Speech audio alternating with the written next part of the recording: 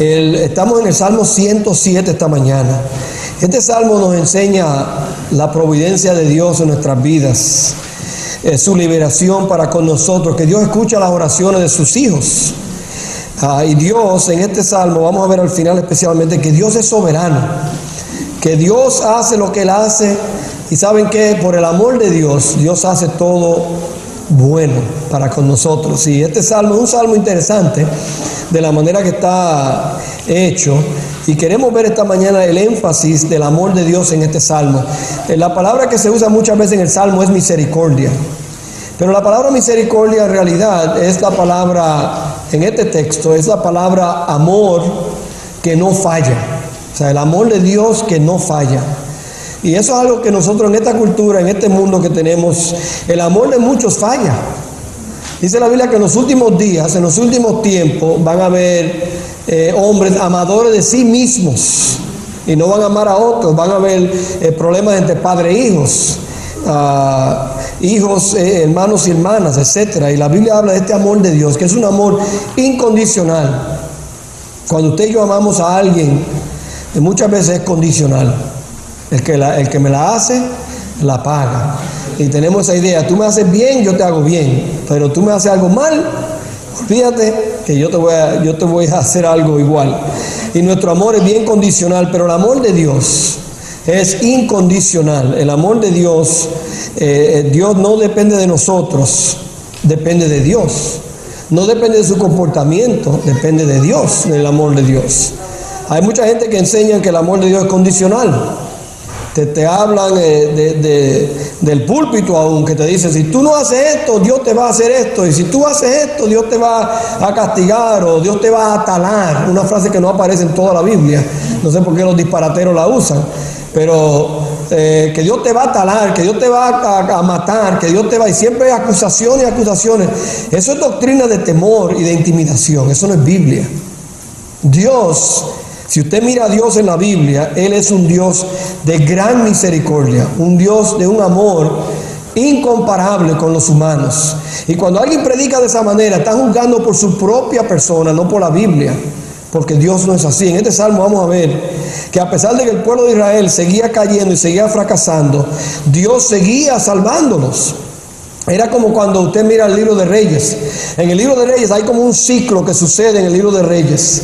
El pueblo peca, Dios lo entrega a servidumbre, ellos en servidumbre claman a Dios y Dios los libera o los salva, y después ellos tienen paz.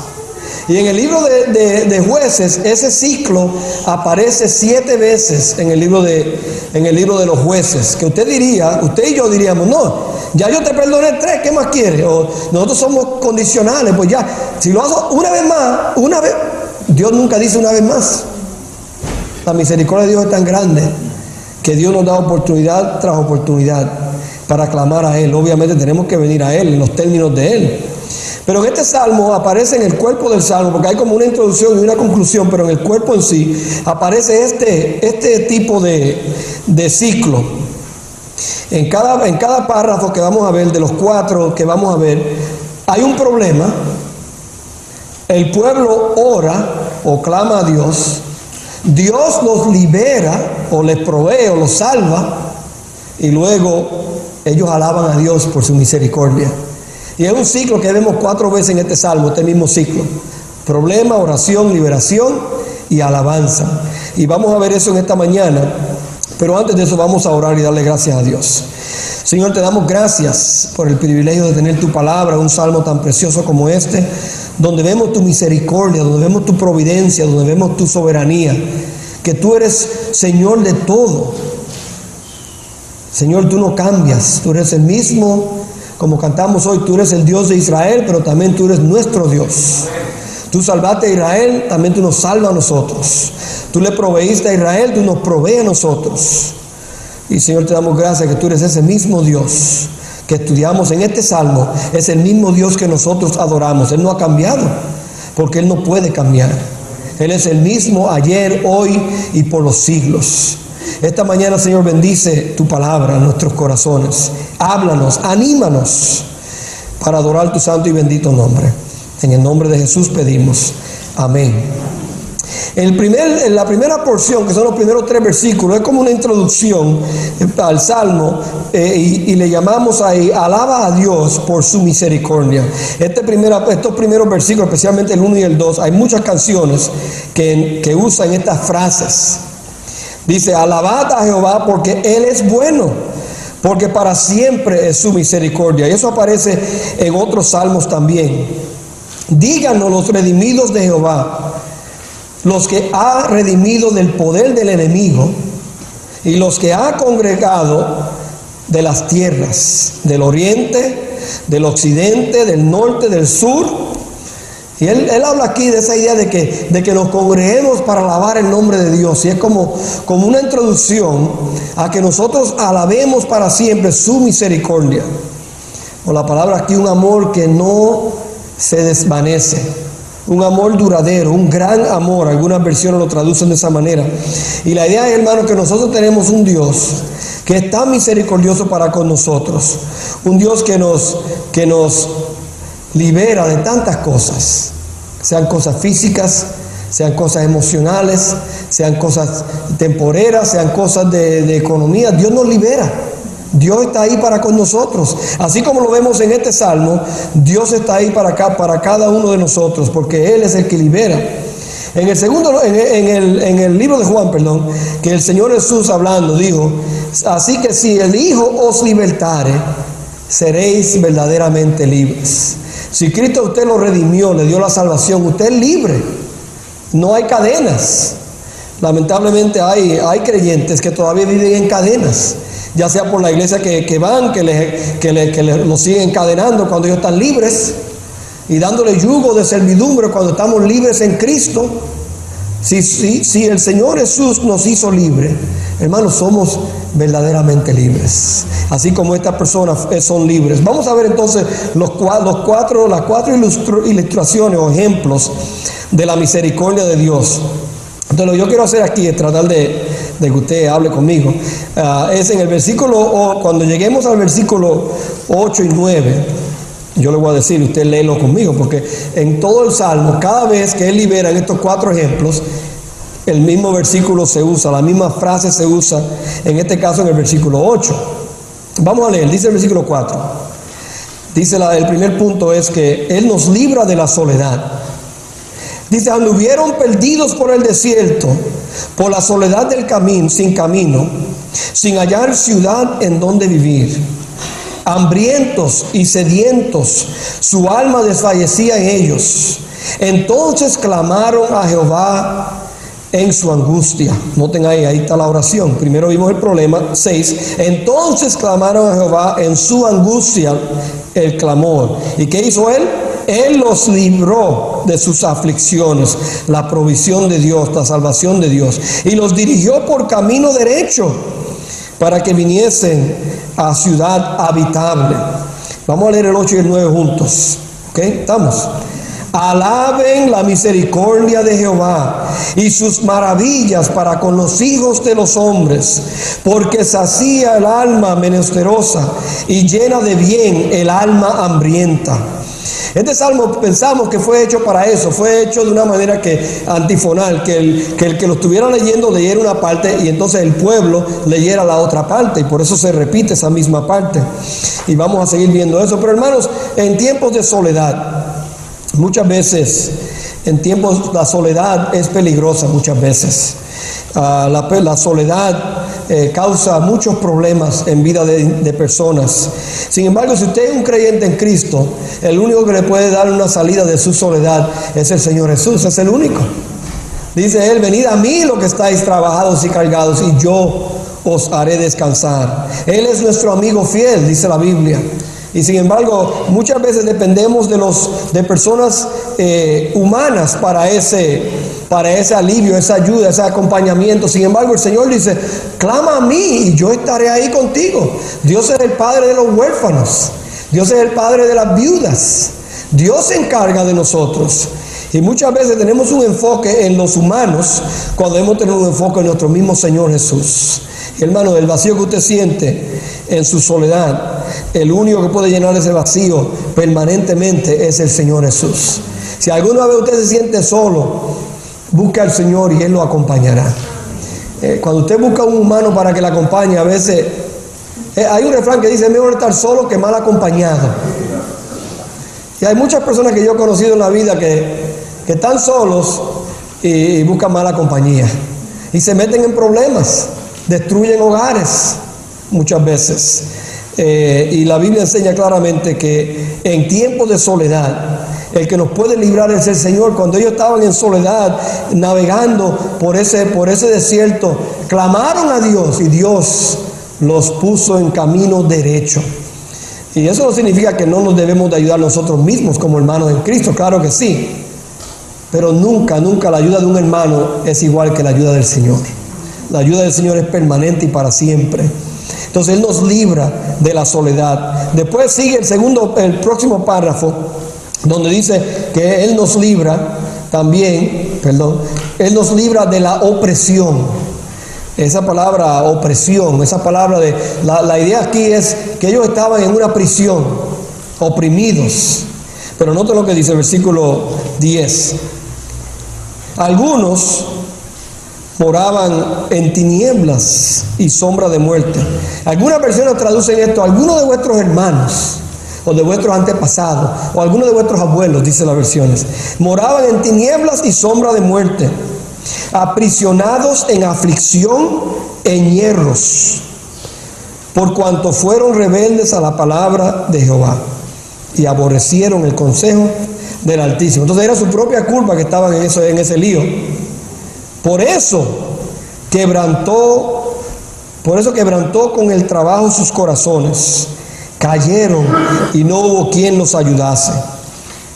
Aquí 13, la oración. Luego que clamaron a Jehová en su angustia, los libró de sus aflicciones, los sacó de las tinieblas y de la sombra de muerte y rompió sus prisiones. Y vamos a leer el 15 y el 16 juntos, ¿ok? Alaben la misericordia de Jehová y sus maravillas para con los hijos de los hombres, porque quebrantó las puertas de bronce y desmeduzó los cerrojos de hierro. Paramos ahí. Hay algunos comentaristas que decían que eso no era literal. Sin embargo, a través de la historia, como en todo en la Biblia, aparece en la arqueología que sí era correcto. Encontraron puertas de bronce de prisiones. Años después han descubierto que en realidad la idea aquí es que era una prisión con puertas de bronce. Y hermano, seguramente usted y yo nos hemos sentido encadenados, ya sea por un pecado, por una situación, por una dificultad. Y hermano, clama al Señor. No busque ayuda del gobierno o ayuda de otro sitio. Busque primero la ayuda del Señor. Primero. Muchas veces el Señor es el último que vamos. ¿Quién le puede hacer a usted un cheque en blanco? Yo no puedo darle un cheque en blanco. Yo estoy seguro que muchos de ustedes no pueden hacerle a alguien un cheque en blanco. Toma, firme su nombre, coge lo que tú quieras. Una vez pasó en una iglesia que yo estaba, yo lo mencioné una vez, yo estaba en una iglesia y había una necesidad de un misionero. No, si Dios le toca también, usted puede hacer eso en nuestra iglesia. Había una necesidad, que había un déficit y dijeron: vamos a hacer una ofrenda especial a ver si podemos ayudar a estos hermanos. Y después de la ofrenda, cuando querían anunciarlo antes de que se acabara el servicio, anunciaron: llegamos a la meta. Y todo el mundo: wow, qué bueno, qué alegría. Y era porque un hermano dio un cheque en blanco. Y él dijo: lo que falte, llenen el cheque y mándenselo al misionero. Eso no pasa mucho en iglesias hispanas, pero ojalá que un día usted se deje tocar y pase en una iglesia como esta. Porque realmente yo no puedo dar un cheque en blanco, pero ¿sabes? Dios puede dar un cheque en blanco. Cuando Dios dice: pedid y se os dará, es un cheque en blanco.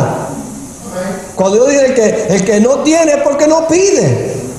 Dios nos ha dado un cheque en blanco para satisfacer nuestras necesidades, para librarnos de la prisión en que nos encontramos. Recuerden a Pablo y Silas, que estaban en la cárcel. ¿Y quién abrió la puerta? El Señor. Cuando estaba Pedro en la cárcel, ¿quién abrió la puerta? El Señor también. Cuando estaba Daniel en el foso de los leones, ¿quién fue que lo protegió y lo libró? El Señor. Cuando estaban los 3 amigos en el horno, ¿quién estaba con ellos? El Señor. El Señor nos libra de todo eso, hermano. Si usted se siente oprimido, busque al Señor y Él lo va a librar. Noten el tercer punto, la tercera ilustración, es Él nos libra también de la enfermedad o de la aflicción. Noten el versículo 17 en adelante. Dice así la palabra de Dios: fueron afligidos los insensatos a causa del camino de su rebelión. Otra palabra, su propia culpa. Dice el camino de su rebelión y a causa de sus maldades.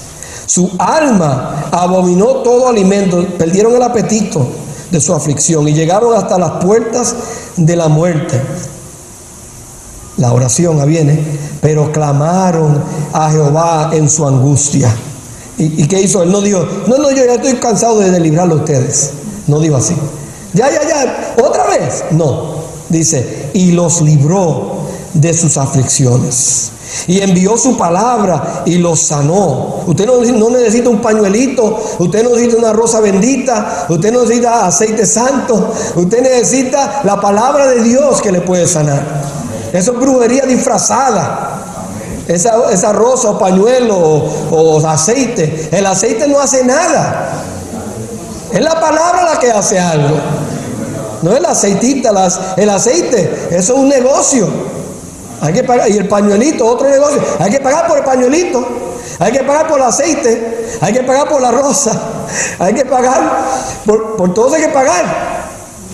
Cristo dice, venid a mí, todo lo que estáis trabajado y cargado, y yo os haré descansar, gratis. El Señor hermano, el Señor nos sana. Si Dios quiere que usted sea sano, Dios no necesita a nadie, a un humano para que usted sea sano. Dios lo sana. La oración de fe, dice la Biblia. Y hermano, la realidad es que muchas veces tenemos personas que dependen más de humanos y de trucos de cámara, digo yo le llamo, para su sanidad. Cuando el Señor dice, tú estás afligido, tú estás enfermo, clama a mí. Dice el versículo que ya leímos, pero dice el versículo, pero clamaron a Jehová en su angustia y los libró de sus aflicciones. Envió una rosa bendita, ¿no dice? Envió un pañuelito, que alguien oró por él. Envió el aceite santo, no, se envió su palabra y lo sanó y lo libró de su ruina. El poder está en la oración, no en un amuleto es que se le llama, no es un amuleto, la oración de fe. Bueno, vamos a leer el 21 y 22, juntos todos. Alaben la misericordia de Jehová y sus maravillas para con los hijos de los hombres. Ofrezcan sacrificios de alabanza y publiquen sus obras con júbilo. Ahí otra vez termina con alabanza a Dios. Estamos en problemas, le clamamos a Dios, Él nos libró y ahora le alabamos. Yo recibí usted sabe que en Facebook uno recibe mensajes y a veces mandan fotos o videos. Facebook es un fenómeno increíble. Pero esta semana me llegó un mensaje que me gustó mucho, que va con esta idea. Dice, ¿qué sería tu día hoy si tú te despertares solamente con aquellas cosas por las cuales le diste gracias a Dios ayer? Piensen en eso. Muchas veces ni gracias le damos a Dios. Amaneceríamos sin nada porque no le hemos dado gracias a Dios. Hermano, piensa en esas cosas. Dele gracias a Dios por su provisión. Dele gracias a Dios por su misericordia para con nosotros. No la merecemos y Él todavía nos la da. ¿Usted cree que el ladrón en la cruz merecía misericordia? Ese era un ladrón, pero bueno, si era condenación a muerte, era tremendo ladrón. No era uno que se robó un lápiz. Era un ladrón en la cruz, merecía el infierno. Solamente le dijo a Cristo, acuérdate de mí cuando estés en tu reino. Y ese mismo momento, dice la Biblia, hoy estará conmigo. Mire la misericordia de Dios. Aún en el último suspiro de la persona, el Señor está ahí. Quizás, hermano, alguna vez usted ha estado enfermo, ha estado afligido. Otra vez busca al Señor y Él lo sanará. De cuarto punto, Él nos libra también de la tormenta. Es la otra ilustración que Él da aquí en el versículo 23. Dice, los que descienden al mar en naves y hacen negocio en las muchas aguas, ellos han visto las obras de Jehová y sus maravillas en las profundidades. Porque habló e hizo levantar un viento tempestuoso que encrespa sus ondas, suben a los cielos y descienden a los abismos. Sus almas se derriten con miedo. Se derriten con el mal. Tiemblan y titubean como ebrios, como borrachos caminando, no saben ni qué hacer. Y toda su ciencia es inútil. Entonces, aquí está la oración, entonces claman a Jehová en su angustia y los libra de sus aflicciones. Cambia la tempestad en sosiego y se apaciguan sus ondas. Luego se alegran porque se apaciguaron y así los guía al puerto que deseaban. Vamos a leer junto el 31 y el 32. Alaben la misericordia de Jehová y sus maravillas para con los hijos de los hombres. Exáltenlo en la congregación del pueblo y en la reunión de ancianos lo alaben. Amén. Hermano, entonces cuando estamos pasando por una tormenta, y yo creo que todos hemos pasado por una tormenta. Quizás algunos de ustedes están pasando por una tormenta ahora. Clame a Dios. Dios es el especialista. Él creó las olas, Él creó los vientos, Él creó el agua. Pues Él puede manejar la situación suya. Cuando los discípulos se encontraban en la barca, que el Señor Jesús estaba ahí dentro durmiendo en medio de la tormenta. Y los discípulos frustrados y molestos: Señor, ¿por qué tú duermes? ¿No te interesa? ¿No te preocupas de nosotros que vamos a perecer? Y el Señor se levanta, de paz, silencio. Se calmó todo. ¿Por qué? Porque los discípulos lo reconocieron. ¿Quién es este que hasta las olas y el viento le obedecen? Pues Él lo creó. Entonces, hermano, si usted está en una tormenta en su vida, usted está pasando por un tiempo difícil en su vida, busque al Señor y Él lo va a rescatar. Lamentablemente, en nuestras vidas es casi lo último que hacemos. Decimos, bueno, el médico me dijo esto, el trabajador social dijo esto, la psicóloga dijo esto, el psiquiatra dijo esto, mi hermano dijo esto, mi hermana dijo esto, Cristina en la televisión dijo esto, don Francisco dijo esto. Y después digo, espérate, pero ¿sabes qué? Nada funcionó, pues entonces déjame orar. Como que es el último recurso, la oración. Es el primer recurso. Olvídese de Paula y Cristina y don Francisco y lo que ellos recomiendan. ¿Qué dice Dios? Qué triste que nosotros buscamos donde no hay. Usted no busca dinero fuera del banco, ¿verdad que no? Si usted trabaja en DECA, usted no va a Georgia a buscar su cheque. ¿Por qué? Ahí no va a estar su cheque, ¿verdad? Usted no va a ir ahí. ¿Por qué? Porque usted trabaja en DECA. ¿Dónde está su cheque? En DECA.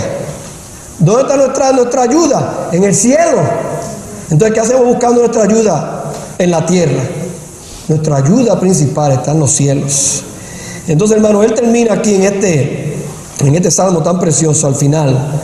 Él termina con muchas personas le llaman un himno. Se cree que en este salmo se leía juntos, como hicimos hoy. Y al final cantaban este himno, un himno que demuestra la providencia de Dios, la soberanía de Dios. Cuando digo soberanía, es que Dios es el Señor de todo. Todo le pertenece a Dios. Dios controla todo en este mundo. Él es soberano, nadie más. Él no le pide permiso a nadie. Él no le pide con permiso, déjame hacer. No, Dios hace lo que Él hace. Y al que le guste bien, al que no le guste bien también, porque no puede hacer nada, es Dios. Dios no nos pide a nosotros nuestras opiniones. Vamos a ver eso en un momento. Vamos a leer el pasaje. Dice así el 33. Él convierte los ríos en desierto. Y al revés, y los manantiales de las aguas en sequedades. La tierra fructífera en estéril, por la maldad de los que la habitan. Pero vuelve el desierto en estanques de aguas, y la tierra seca en manantiales. Allí establece a los hambrientos, y fundan ciudades en donde vivir. Siembran campos y plantan viñas, y rinden abundante fruto. Los bendice, y se multiplican en gran manera, y no disminuye su ganado. 39. Luego son menoscabados y abatidos a causa de tiranía, de males y congojas. Él esparce menosprecio sobre los príncipes y les hace andar perdidos, vagabundos y sin camino. Levanta de la miseria al pobre y hace multiplicar las familias como rebaños de ovejas. Véanlo los rectos y alégrense, y todos los malos cállense, cierren su boca. En la versión Reina Valera lo pone como una pregunta. Dice: ¿quién es sabio y guardará estas cosas y entenderá las misericordias de Jehová? Casi ninguna otra versión traduce eso como una pregunta.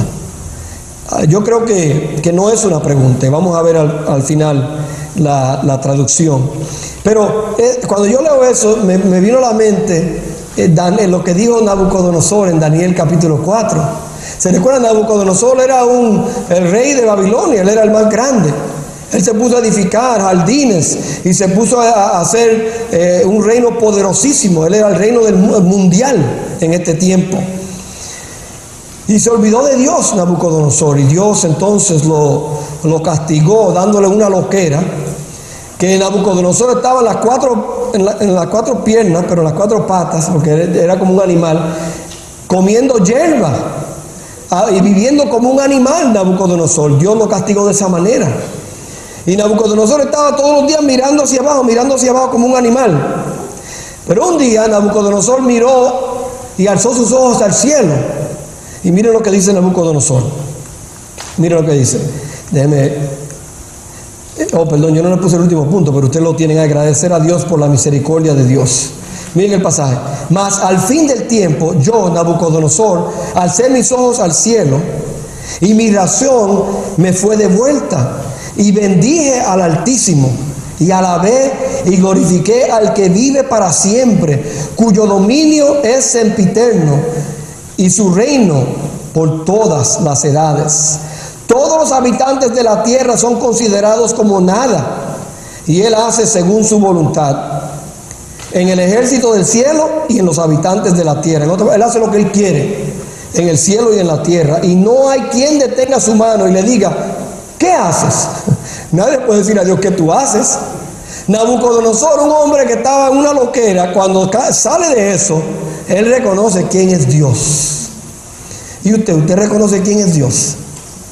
Usted sabe que el hecho de que algunas personas no creen en Dios no minimiza el hecho de que Él es Dios. No cambia. Los ateos dicen que no creen en Dios. Un día van a creer en Dios. Va a ser muy tarde, porque dice la Biblia que toda rodilla se doblará y toda lengua confesará que Jesús es el Señor. Todos los ateos lo van a hacer. A la brava. Nosotros a la buena lo estamos haciendo. Ellos a la brava lo van a tener que hacer. Y hermano, la realidad es que Dios es soberano sobre todo. Déjenme leer una cita que tengo aquí. En la vida hay muchas pruebas y dificultades, y este salmo nos da buen consejo. Si como el pueblo de Israel, cuando estamos en una de estas crisis, en angustia, clamamos a Dios, Él nos liberará, y cada vez entenderemos más de sus caminos. Dios quiere que conozcamos sus obras, pero más quiere que profundicemos nuestro caminar con Él hasta entender sus caminos. Entonces Dios quiere, en esta crisis, Dios quiere enseñarnos algo. Y obviamente en cada ocasión, en las 4 ocasiones que leímos, cada vez ellos volvían, clamaban a Dios, cada vez. Entonces, la crisis que viene en nuestras vidas, sea por nuestra propia culpa o sea por cosas externas fuera de nosotros, toda crisis no es una pérdida. Toda crisis es una oportunidad para Dios glorificarse en nuestras vidas y nosotros glorificarlo a Él por lo que Él ha hecho en nuestras vidas. A Dios es un Dios que le gusta que hablen de Él. Dios es un Dios que le gusta que alaben su nombre. Porque Jesús no vino a buscar a los sanos, ¿verdad que no? El médico no viene para los sanos. ¿Para quién viene el médico? Para los enfermos. Mira lo que dice aquí. Lucas dice, para dar luz. Cristo vino para esto, para dar luz a los que habitan en tinieblas y en sombra de muerte, para encaminar nuestros pies por camino de paz. A eso vino Cristo. Isaías lo dice en una manera profética de Jesús. El Espíritu de Jehová, el Señor, está sobre mí. Cristo lo dijo. Porque me ungió Jehová. Me ha enviado a predicar buenas nuevas a los abatidos, a vendar a los quebrantados de corazón, a publicar libertad a los cautivos y a los presos, a apertura de la cárcel. Este es uno de los versículos favoritos de los presos, obviamente, por razones obvias. Pero la idea es que el Cristo no vino a buscar a los que no necesitaban ayuda. Él vino a buscar a los que necesitaban ayuda. Él vino a buscarnos cuando estábamos en tiempos de soledad o en tiempos estábamos en tiempos de cárcel o oprimidos. Estábamos nosotros, cada uno de nosotros, en algún momento enfermos, con aflicción. Quizás en tormentas, Él ha estado ahí para nosotros. El Salmo termina, como le dije, en la versión Reina Valera, dice, ¿quién es sabio y guardará estas cosas y entenderá las misericordias de Jehová? La Biblia de las Américas lo pone una pregunta más corta. ¿Quién es sabio? Bueno, el que es sabio, que preste atención a estas cosas y considere las bondades del Señor. Pero miren estas otras traducciones. La Biblia, la traducción de lengua actual. Tomen esto en cuenta los sabios y pónganse a meditar en lo mucho que Dios nos ama. Qué tremenda traducción esa. Y otra más, la Biblia textual dice, aquel que sea sabio y guarde estas cosas, entenderá la gran misericordia de Yahweh, de Jehová. Entonces, hermanos, yo creo que la idea aquí es que nosotros meditemos en eso, que pensemos en eso, que tomemos un tiempo y echemos a un lado las ocupaciones, los problemas, los ajetreos de esta vida y meditemos en la bondad de Dios. Dios es bueno, dice, y para siempre su misericordia. Vamos a leer el versículo 8 juntos para terminar esta mañana. Dice así el versículo 8: alaben la misericordia de Jehová y sus maravillas para con los hijos de los hombres. Oremos. Señor amado, te damos gracias por tu amor para con nosotros, que es grande. Señor, no lo podemos entender porque nuestra mente no entiende ese gran amor. Nuestra mente no entiende un amor incondicional. Señor, lo aceptamos por fe. Señor, ayúdanos a no abusar de tu amor. Ayúdanos, Señor, a no manipular tu amor. Ayúdanos, Padre, a no tomar por demás tu amor para con nosotros, que es grande. Señor, te damos gracias por la manera en que tú nos liberas en tiempos de crisis. Todos pasamos por tiempos de crisis en este mundo en el cual vivimos. Sin embargo, tenemos un Dios en los cielos que nos libra de todo esto, que nos libera, que nos rescata, que nos salva. Padre, obra en nuestras vidas en esta mañana. Que seamos cristianos agradecidos por lo que tú haces y lo que tú has hecho por nosotros. Señor, y por fe, por lo que tú vas a hacer por nosotros y en nuestras vidas. Señor, que los redimidos del Señor lo digan así.